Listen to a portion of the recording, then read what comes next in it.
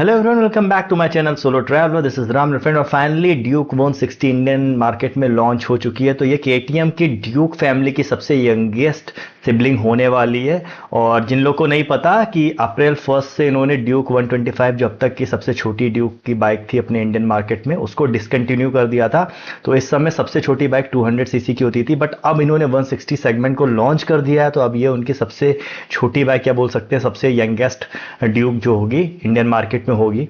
तो 160 सीसी के इंजन के साथ इस बाइक को लॉन्च किया गया है। और भाई, इस बाइक का सीधा कंपटीशन होने वाला है आपकी यामाहा की MT 15 से। क्योंकि दोनों ही बाइक्स आपकी हाईएस्ट सेगमेंट में जाएगी प्राइस वाइज। अगर बाकी आप 160 सीसी की बाइक से कंपेयर करोगे, जैसे अपाचे 160 हो गई, 2V हो गई, 4V हो गई, NS 160 हो गई या एक्सट्रीम 160 हो गई, तो इन सब के जो प्राइस हैं वो काफ़ी नीचे हैं। बट अगर आपको MT का प्राइस देखोगे तो, और ड्यूक का जो लॉन्च हुई है इसका प्राइस जो है वो ऑलमोस्ट सिमिलर है। तो प्राइस की बात कर लेते हैं तो 1,85,000 रुपए एक्स शोरूम प्राइस के साथ लॉन्च की हो गई है। तो मतलब 2 लाख से ऊपर आपकी ऑन रोड पड़ेगी।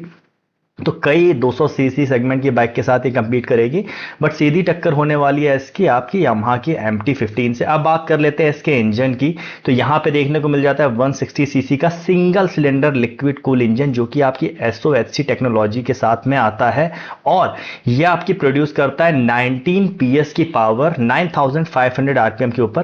तो MT 15 से ज्यादा पावर प्रोड्यूस कर रहा है। जहां पे MT आपकी 18.4 के आसपास पावर जनरेट करती है, वहीं पे ये 19 PS की पावर जनरेट कर रहा है। टॉर्क भी MT से ज्यादा जनरेट कर रहा है। 15.5 न्यूटन मीटर का टॉर्क जनरेट कर रहा है 7500 RPM के ऊपर। तो काफी अच्छा टॉर्क जनरेट कर रहा है। तो 160 सीसी के हिसाब से तो मुझे लगता है अब ये क्लास लीडिंग बाइक होने वाली है इंडिया में। 160 सीसी में इससे ज्यादा पावर और टॉर्क कोई और बाइक जनरेट नहीं करने वाली है। आगे हो सकता है फ्यूचर में करे, अभी तो नहीं कर रही है। बाकी सारी चीजें भी काफी ज्यादा शानदार हैं। यहाँ पे आप देखो ट्रायलिस फ्रेम यूज किया जा रहा है। और डिजाइन वाइज जो आपकी सेकेंड जेन ड्यूक आती थी 390 या फिर आपकी 250, और जो अभी भी सेकेंड जेन आपकी ड्यूक 200 आती है, सेम उस वैसी ही दिख रही है। तो सेकेंड जेन ड्यूक जैसी ही दिखने में लग रही है। 200 से इसको आप बहुत ज्यादा डिफरेंट नहीं कर पाओगे। चाहे आगे की हेडलाइट्स देख लो तो सेम सेम वही LED का सेटअप देखने को मिल जाता है। वही आपके जो हैंडल बार है वो भी आपका ट्यूबलर देखने को मिल जाता है। वैसे ही टायर्स देखने को मिल जाते हैं। और बाकी सीट हो गया, पेट्रोल टैंक हो गया, वो बहुत थोड़ा थोड़ा सा डिफरेंस है। बाकी वो 200 सीसी जैसा ही लगता है। वो सेम ट्रायलिस फ्रेम आपको मिल जाता है, जो कि आपका 2 पार्ट में पीछे वाला जो फ्रेम है वो आपके बोल्ट्स के थ्रू जुड़ा हुआ है। तो वो एक अच्छी चीज़ है। बाकी आपको अंडर बैली एग्जॉस्ट देखने को मिल जाता है। टायर्स अगर आप फ्रंट में देखोगे तो यहाँ पे एक खास चीज है कि इसके जो फ्रंट के टायर है इसमें आपको 1 2 3 4 5 स्पोक देखने को मिल जाएंगे। तो जो नई वाली आपकी ड्यूक में यूज हो रहे हैं, RC में यूज हो रहे हैं, तो वेट रिड्यूस करने के लिए यूज हो रहे हैं। तो सिर्फ 5 स्पोक लगे हुए हैं। और इवन इसके जो फ्रंट के डिस्प्लेट हो गई या फिर रियर की डिस्प्लेट हो गई, इसमें भी आप देखोगे ना तो बीच का पार्ट आपका पूरा मिसिंग है। और काफी बड़ी डिस्प्लेट यूज हो रही है। और फ्रंट में अगर आप देखोगे तो आपकी 320 mm की डिस्प्ले यूज हो रही है। रियर में अगर आप देखोगे तो 230 mm की डिस्प्ले यूज हो रही है। ABS टेक्नोलॉजी आपको मिल रही है। तो ब्रेकिंग बहुत शानदार होने वाली है। फ्रंट में जो सस्पेंशन है वो भी आपके अपसाइड डाउन सस्पेंशन यूज हो रहे हैं। और उसकी जो ट्रैवल है वो भी आपकी 138 mm की ट्रैवल है। तो काफ़ी अच्छे होने वाले हैं। और WP के USD सस्पेंशन यूज हो रहे हैं। तो प्राइस में कहीं भी कट नहीं किया गया। 160 सीसी में आपको एक मतलब एक प्रॉपर एक ब्रांडेड बाइक मिलने वाली है, जिसमें आपकी हाई क्वालिटी प्रोडक्ट्स और हाई क्वालिटी पार्ट्स का यूज हो रहा है। डिस्प्ले की बात कर लेते हो तो 5 इंच का आपका डिस्प्ले दिखने को मिलने वाला है। LCD डिस्प्ले मिलने वाला है, जिसमें आपको स्मार्टफोन कनेक्टिविटी मिलने वाली है। कॉल पिक करने का ऑप्शन मिलने वाला है। म्यूजिक प्ले करने का ऑप्शन मिलने वाला है। और टर्न बाय टर्न नेविगेशन भी आपको मिलने वाला है। तो ये सारी चीज़ें आपको मिलने वाली हैं। टायर के सेगमेंट की अभी इंफॉर्मेशन नहीं मिली है। एक काफ़ी इंपॉर्टेंट चीज़ जो माइलेज है वो अभी तक नहीं बताया गया। अगर माइलेज पता चल जाता तो और मज़ा आ जाती। पता चल जाता कि MT के साथ कैसे ये इंडियन मार्केट में टक्कर लेने वाली है। क्योंकि पावर के मामले में तो MT को पीछे छोड़ दिए, चाहे पावर हो गई, चाहे परफॉर्मेंस हो गई, चाहे ब्रेकिंग हो गई। इन सारी चीज़ों में अगर आप MT से कंपेयर करोगे तो ऑन पेपर एटलीस्ट, अभी तक चला के नहीं देखा हम लोगों ने, बट एटलीस्ट ऑन पेपर तो ये MT को इजीली बीट कर रही है।